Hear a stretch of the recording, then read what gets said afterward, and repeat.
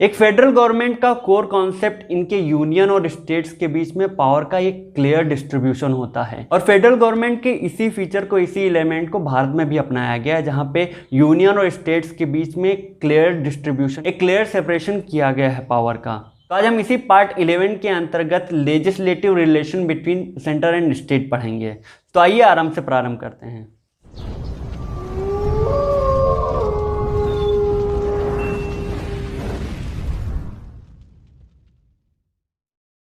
Legislative relation between union and states जो हैं वो कॉन्स्टिट्यूशन में आर्टिकल 245 से लेकर 255 तक दिए हुए हैं। Legislative relation between union and states को हम तीन मेजर पार्ट्स में डिवाइड करके पढ़ सकते हैं। सबसे पहला पार्ट टेरिटोरियल जुरिस्डिक्शन का आएगा, जो कि आर्टिकल 254 में दिया हुआ है। नेक्स्ट आएगा सब्जेक्ट मैटर जुरिस्डिक्शन, और उसके बाद जो तीसरा और लास्ट आएगा वो parliament's power on legislate to state subject आएगा। दैट मीन्स कि पार्लियामेंट किन कंडीशन में स्टेट सब्जेक्ट्स को कंट्रोल कर सकती है, उनके बारे में लॉज बना सकती है।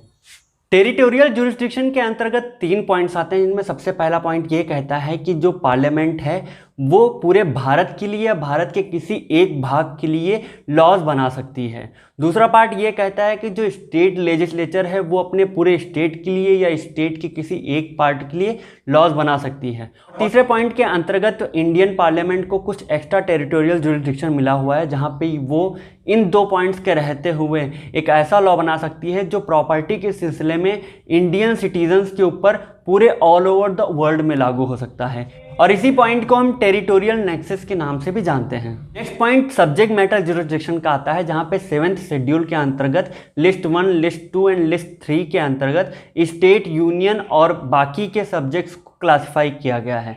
इनमें सबसे पहली लिस्ट जो है वो यूनियन लिस्ट है, जो कि 7th शेड्यूल में लिस्ट 1 में दी हुई है।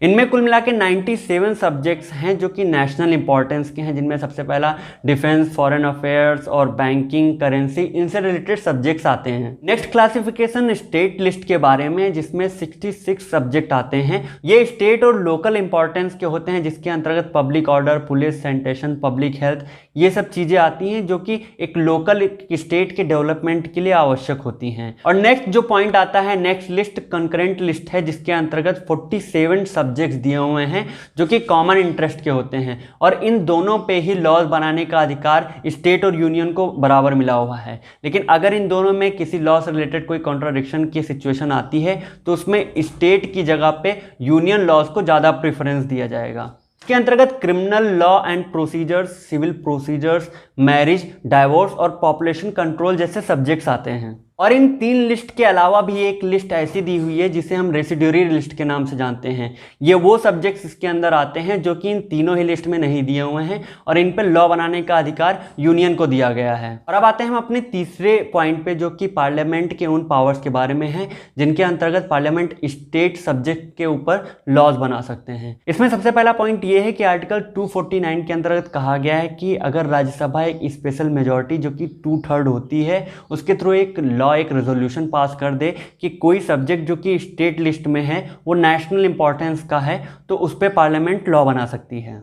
नेक्स्ट पॉइंट ये कहता है कि अगर स्टेट में इमरजेंसी लगी हुई है, इमरजेंसी का प्रोक्लेमेशन लगा हुआ है, तो उस कंडीशन में भी पार्लियामेंट को स्टेट सब्जेक्ट्स पे लॉज बनाने का अधिकार मिला हुआ है। नेक्स्ट थर्ड पॉइंट के अंतर्गत आर्टिकल 252 के अंतर्गत जब कोई स्टेट या एक से ज़्यादा स्टेट्स मिल के एक प्रॉपर म्यूचुअल कंसेंट से एक रेजोल्यूशन पास करें और पार्लियामेंट को ये रिक्वेस्ट करें कि उनके स्टेट लिस्ट के अंडर में आने वाले सब्जेक्ट्स पे पार्लियामेंट लॉ बनाए, तो उस कंडीशन में भी पार्लियामेंट स्टेट सब्जेक्ट्स के ऊपर लॉ बना सकती है। नेक्स्ट फोर्थ पॉइंट के अंतर्गत आर्टिकल 253 में ये कहा गया है कि अगर ट्रीटीज एंड इंटरनेशनल एग्रीमेंट्स को भारत के किसी भी क्षेत्र में लागू करने के लिए कोई लॉ बनाना जरूरी है और वो लॉ स्टेट लिस्ट के अंडर में आता है, तो उस ट्रीटी या इंटरनेशनल एग्रीमेंट के इम्प्लीमेंटेशन के लिए वो लॉज बनाना जरूरी हो जाता है, और उस कंडीशन में भी पार्लियामेंट स्टेट लिस्ट के ऊपर लॉज बना सकती है। जैसे यूनाइटेड नेशंस के ढेर सारे ट्रीटीज़, उनके कन्वेंशंस की वजह से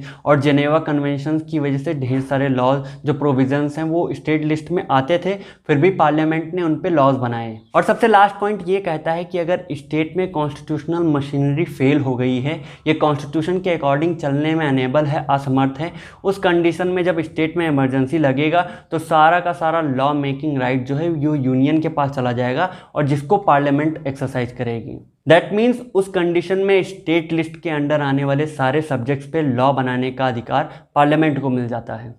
और इसके अलावा इंडियन कॉन्स्टिट्यूशन में कुछ और भी प्रोविजंस दिए हुए हैं जो कि एक स्टेट लेजिस्लेचर के ऊपर यूनियन का कंट्रोल रखते हैं, जिनमें सबसे पहला पॉइंट ये है कि किसी भी स्टेट का गवर्नर स्टेट लेजिस्लेचर से बने बिल्स को प्रेसिडेंट की कंसिडरेशन के लिए रिजर्व कर सकता है। दूसरा पॉइंट कि स्टेट में बनने वाले कुछ लॉज के सिलसिले में पहले से एक प्री कंसेंट प्रेसिडेंट की आवश्यक हो जाती है। और आपको बता दें कि डेलीगेटेड लेजिस्लेशन जो थ्योरी है उसका पार्ट भी इसी पार्ट के अंदर में आता है, तो उस पर भी हम अपना अगला वीडियो बनाने वाले हैं। आई होप कि आपको आज ये legislative relation between union and state के सारे प्रोविजन समझ में आए होंगे। बाकी के कॉन्स्टिट्यूशन से रिलेटेड वीडियोज़ के लिए बने रहिए हमारे साथ। नमस्कार।